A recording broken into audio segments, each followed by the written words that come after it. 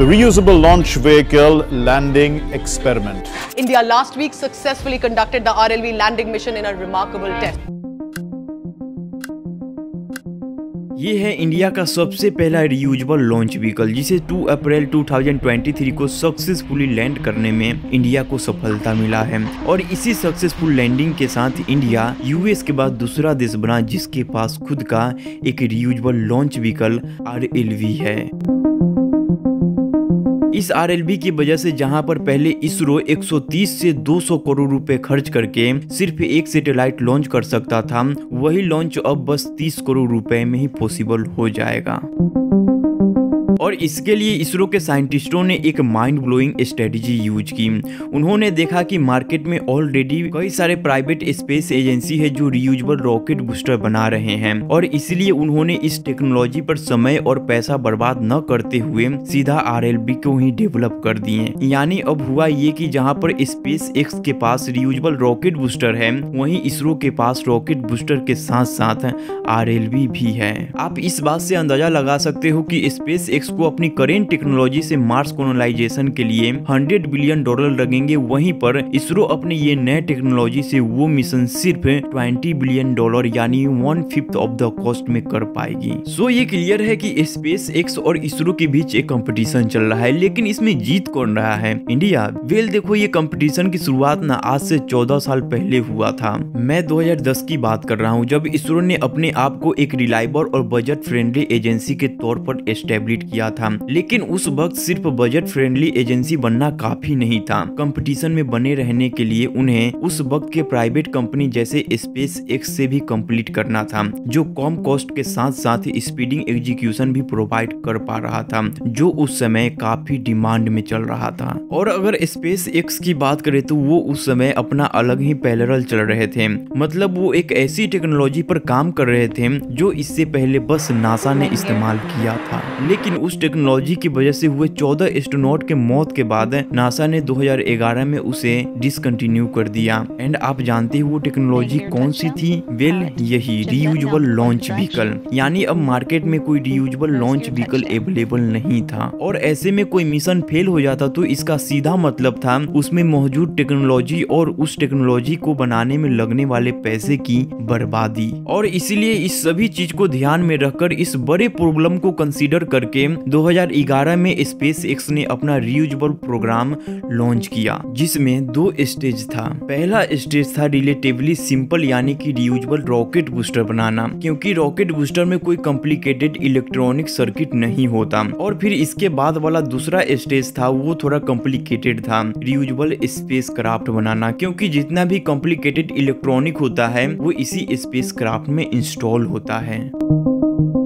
इस स्टेज में लगने वाले सभी इलेक्ट्रॉनिक के कॉस्ट रिकवर हो जाने वाले थे, क्योंकि लॉन्च के कॉस्ट ओवरऑल काफी कम होने वाले थे। और अब क्योंकि SpaceX प्राइवेट इन्वेस्टर द्वारा फंडेड था, उनका सोर्स ऑफ इनकम काफी अनस्टेबल था और इसीलिए बैंकक्रफ्ट के डर से मस्क ने अपने कंपनी की शुरुआत भी बड़े कॉम्प्लेक्स रॉकेट बनाने के जगह पर छोटे ऑर्बिटल रॉकेट बनाने सीखे। और इसलिए रियूजेबल टेक्नोलॉजी बनाने के वक्त भी SpaceX ने आसान रास्ता चुना, रियूजेबल रॉकेट बूस्टर बनाने का। लेकिन आसान रास्ता चुनने के पीछे एक वजह थी, रसिया। यस, रसिया को मस्क को रॉकेट देने से इनकार करना। SpaceX के शुरुआती दिनों में मस्क का मानना था कि अगर उसने रसिया से अनयूज ICBM खरीदे और उसको डिसमेंटल करके रॉकेट के बारे में सीखा तो बहुत ही जल्द नासा के ISS और सैटेलाइट मिशन के लिए अपना रॉकेट प्रोवाइड करके पैसे कमा सकता है। बट द ओरिजिनली रसिया ने मस्क से 3 ICBM के लिए $21 मिलियन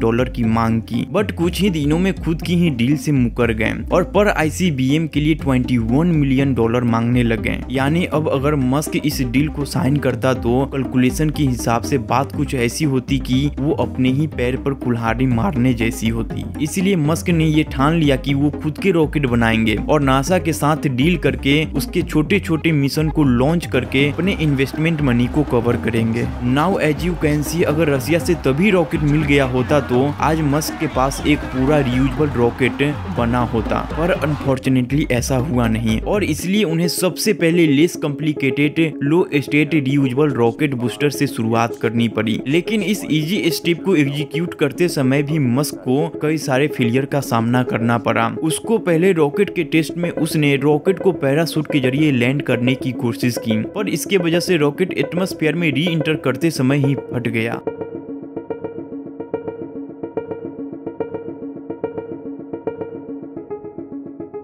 इस फेलियर के बाद उन्होंने एक वर्टिकल लैंडिंग और vertical take off system develop किया और इसमें उन्होंने पैराशूट के बदले एक पावर डिसेंट सा लैंडिंग सिस्टम का इस्तेमाल किया और इस सिस्टम पर 3 साल एक्सपेरिमेंट करने के बाद 2015 में स्पेस एक्स ने फाइनली अपना रीयूजेबल रॉकेट बूस्टर फाल्कन 9 बनाकर दिखा दिया। लेकिन इसके बावजूद भी इसरो उनसे एक कदम आगे चल रहा था, क्योंकि इस स्टेज पर जहां स्पेस एक्स लॉन्च के बाद अपने रॉकेट रिकवर कर सकता था, वहीं इसरो अपने RLV प्रोग्राम के तहत रॉकेट के साथ साथ अपने स्पेस क्राफ्ट को भी रिकवर करने का प्लानिंग कर सकता था। इसरो की इस प्लानिंग की शुरुआत 2012 में उसके RLV प्रोग्राम से शुरू हुई थी, लेकिन स्पेस एक्स के विपरीत उसने रिस्की टेस्ट यानी सीधा रियूजेबल स्पेस क्राफ्ट बनाने से ही शुरुआत की। ऐसा है इसलिए क्योंकि इसरो एक स्टेबल फंडिंग से लेस ऑर्गेनाइजेशन है अनलाइक स्पेस एक्स, और इसलिए रिस्क कम है। लेकिन सिर्फ इतना ही नहीं, इस प्रोजेक्ट में इसरो के साथ एक पार्टनर था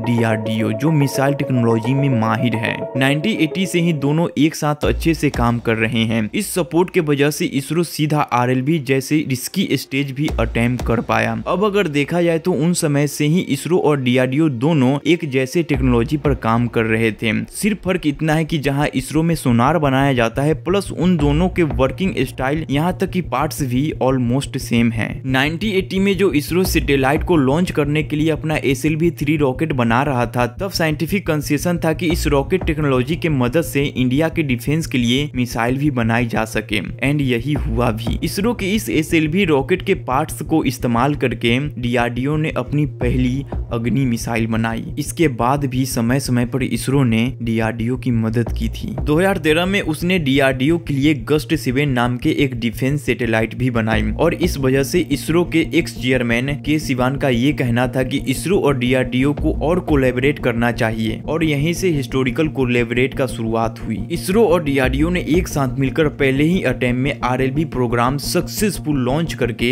एक इतिहास रच दिया। सो इस प्रोग्राम को बेसिकली 4 स्टेज में बांटा गया था। पहला स्टेज था हाइपरसोनिक एक्सपेरिमेंट। इस एक्सपेरिमेंट में इसरो ने अपने RLV पर लगे कार्बन सिलिकॉन की हीट सील को टेस्ट किया। इसमें एक सॉलिड रॉकेट बूस्टर की मदद से इसरो ने अपने RLV को 60 से 65 किलोमीटर हाइट पर भेजा, ताकि वो स्पेस जैसे कंडीशन को सिमुलेट कर सके। इस हाइट पर पहुंचते ही साइंटिस्टों ने RLV को रॉकेट से सेपरेट कर दिए और उसे लैंड करने के लिए छोड़ दिए। इस लैंडिंग के दौरान RLV की स्पीड साउंड के स्पीड के 5 गुना ज्यादा थी, यानी अब वो हाइपरसोनिक फेज में पहुंच चुका था, जहां पर उसके हीट शील्ड को टेस्ट करके साइंटिस्टों ने बे ऑफ बंगाल में लैंड करवा दिए। ये टेस्ट इसरो के RLV प्रोग्राम में एक मेजर माइलस्टोन था। इसके बाद 2 अप्रैल 2023 को इसरो ने अपने RLV प्रोग्राम के सेकेंड स्टेज यानी लैंडिंग एक्सपेरिमेंट को टेस्ट किया। इस टेस्ट के चलते स्पेस एक्सप्लोरेशन की हिस्ट्री में पहली बार किसी एजेंसी ने RLV को हेलीकॉप्टर के जरिए 70 किलोमीटर की हाइट पर ले जाकर वहां से छोड़ दिया, और इसके बाद RLV ने ऑटोमेटिकली खुद को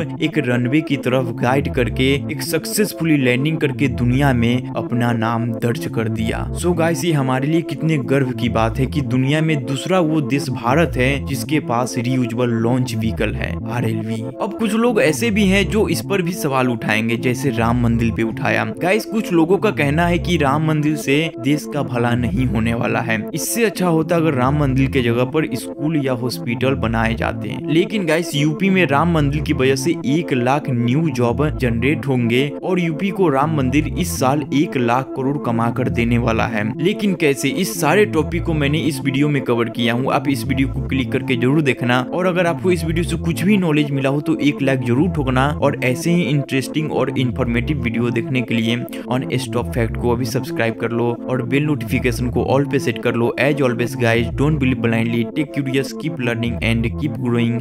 जय हिंद।